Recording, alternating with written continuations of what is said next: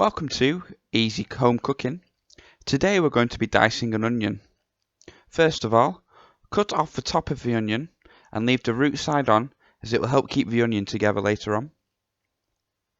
Then we're going to slice the onion in half.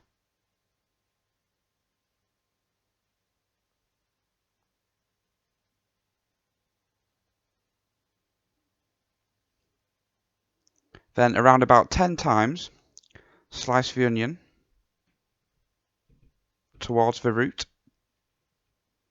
Then across, around about twice, depending on the size of the dice you would like. And then cut across the onion, and there we have it. There is your diced onion. Easy peasy. I hope you enjoyed. Please like and subscribe to the video for more content.